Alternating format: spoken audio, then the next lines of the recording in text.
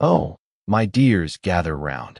Because if you thought the Windsors had run out of surprises, you clearly haven't been paying attention to the fragrant, shall we say, developments unfolding on the hallowed grounds of Sandringham. We're not talking about a new rose garden here, folks.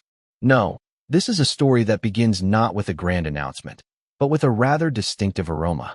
An odor, in fact, so potent, so utterly unmistakable, that it immediately became the talk of the village, long before anyone even glimpsed a moving van.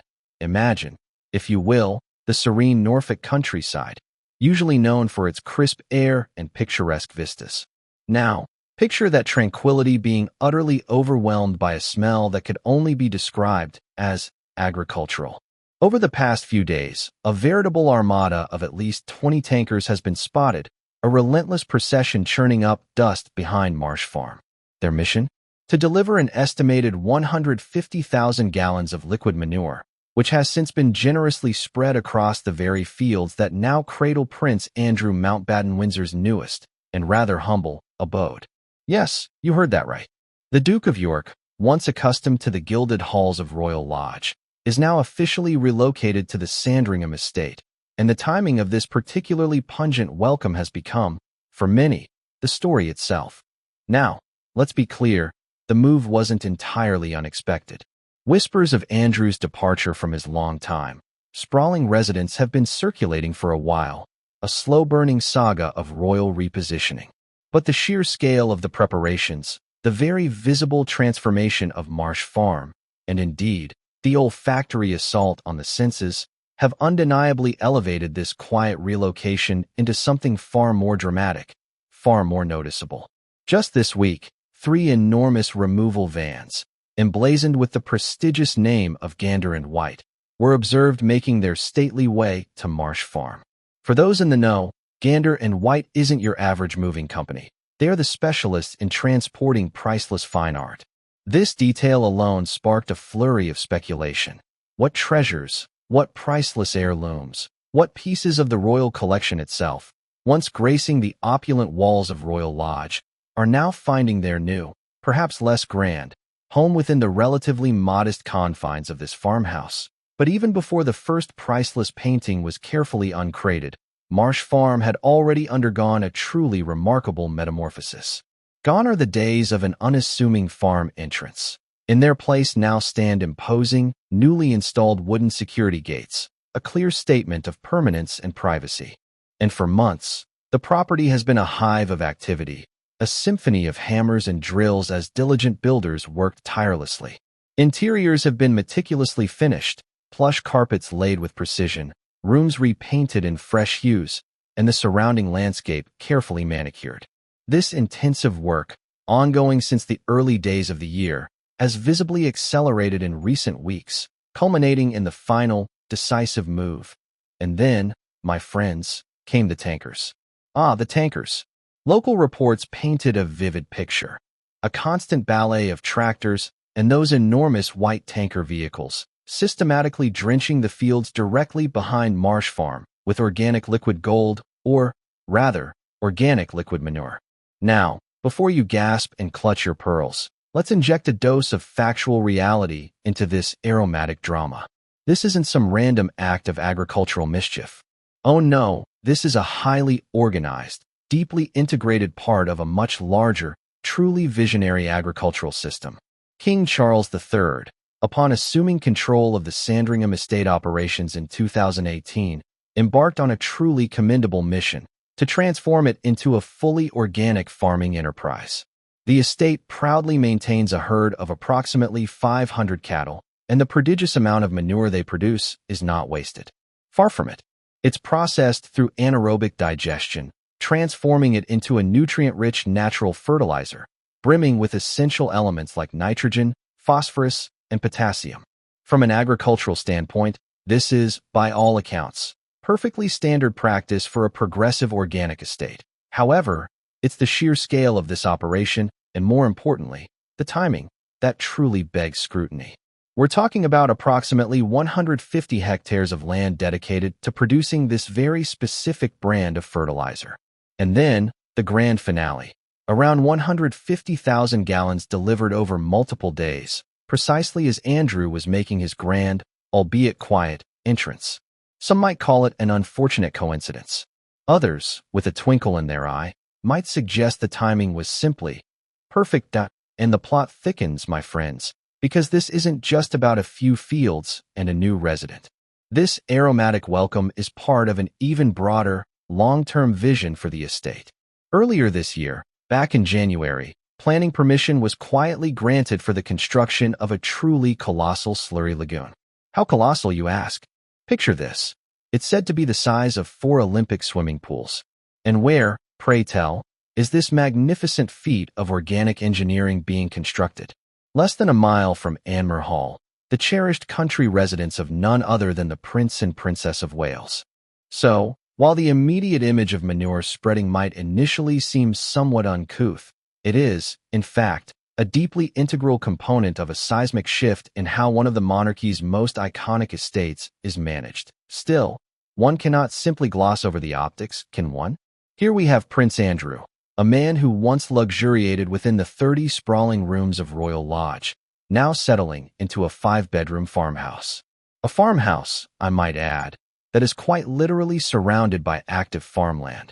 The very air occasionally perfumed by the robust scent of freshly spread organic fertilizer, and now, guarded by those imposing, newly installed security gates.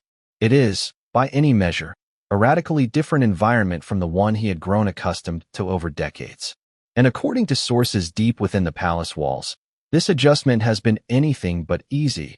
The whispers suggest a profound reluctance on Andrew's part to make the move to Marsh Farm in the first place. It's been described, rather pointedly, as significantly smaller than any home he has occupied in living memory. The sheer logistics of downsizing from a mansion to a farmhouse presented its own set of unique, and apparently quite vexing, challenges. There have been suggestions that he grappled intensely with what to bring, what to leave behind, particularly given the stark limitations on space. His extensive and undoubtedly valuable collection of artwork is being relocated in stages, a meticulous process of selection and curation, but the stark reality is that not everything will fit. Even the smallest, most seemingly trivial details serve to highlight this profound shift. Take, for instance, his famously whimsical collection of teddy bears.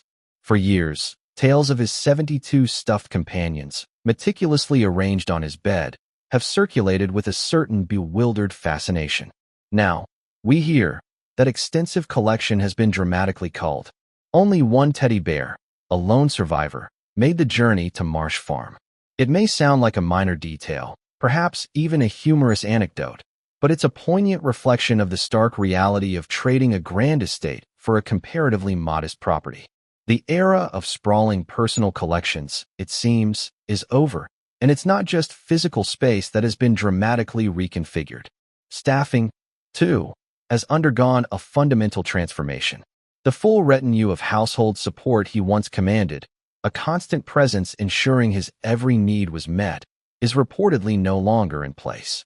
Instead, reports suggest that limited assistance might be available, perhaps on an occasional basis. Even if some support is indeed provided, the shift from daily, comprehensive service to a more ad hoc arrangement has, predictably, caused a certain degree of frustration for a man accustomed to a very different level of personal attendance. Then, of course, there's the reaction from the local populace. The good people of King's Lynn, a stone's throw from the estate, have been remarkably candid about their feelings. While some simply express a desire for distance from the entire situation, others have voiced far stronger opinions, emphasizing the critical importance of accountability and justice. It's fair to say that Marsh Farm has not been met with a particularly warm, neighborly welcome. All of this, my dear friends, is unfolding in a manner that is both remarkably quiet and undeniably deliberate. There have been no public appearances from Andrew, no official statements, no acknowledgement from the Duke himself since his return to Wood Farm after being arrested and questioned by police last month. Everything, it seems, has been orchestrated behind the scenes. The extensive renovations, the crucial security upgrades, the systematic agricultural activity, and now, finally, the physical act of moving. And crucially, this doesn't feel like a temporary stopgap.